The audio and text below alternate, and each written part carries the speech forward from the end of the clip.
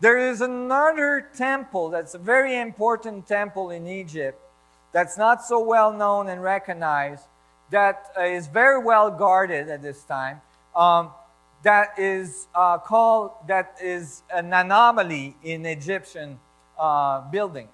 This is called the Osirian temple. This is fresh from Abydos, and these blocks are polished pink granite in excess of 100-ton to 200-ton blocks stacked and organized into this incredible building. Now, look at the size of this block above his head.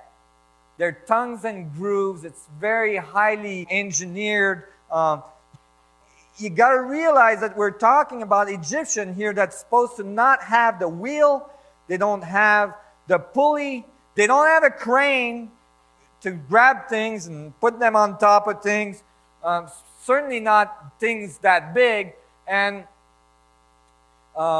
this temple is typically as well a big controversy, because as you see, there's water on the bottom of it. It typically floods annually or almost all the time because it's below the Nile level. The temple is dug into the ground. So when the archaeologists first found it, they said, oh, the Egyptian dug and then built from there. But there's no other evidence in Egypt that the Egyptian would do that to build the temple. And when geologists look at the sides of the temple, they notice that the geological layering on the side of the temple would make it so that it's actually the other way around.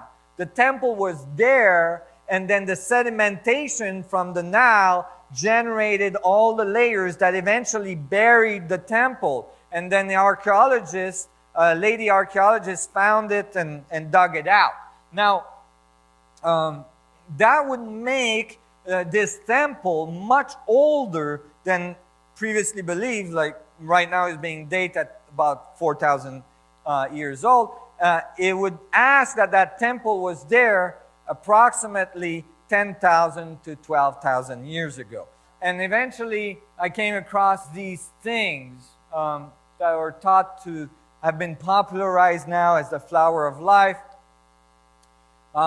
Here's another picture of it. Again, those are fresh pictures. It's very difficult to find these pictures. You can study, I studied this temple all the way back to the original papers that were published on it, and I was never able to get one of these pictures, and actually really glad to have them now. And you can see them again, and so they're high on the pillars. And what's really amazing about this graph, this geometry that's imprinted on the granite, is that it's not cut, it's not etched into the granite, it's burnt into the atomic structure of the granite. It's burnt onto it like if it was laser burnt on the granite.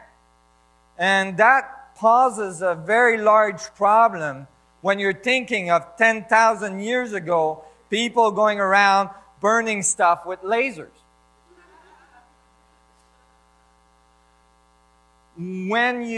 Interestingly, when you take this geometry and you extrapolate it into 3D structures, now each circle becomes a sphere. The petals that we were discussing earlier, or the lobes we were discussing earlier, appears, and if you place a tetrahedron in each sphere, you get the 64 tetrahedron grid.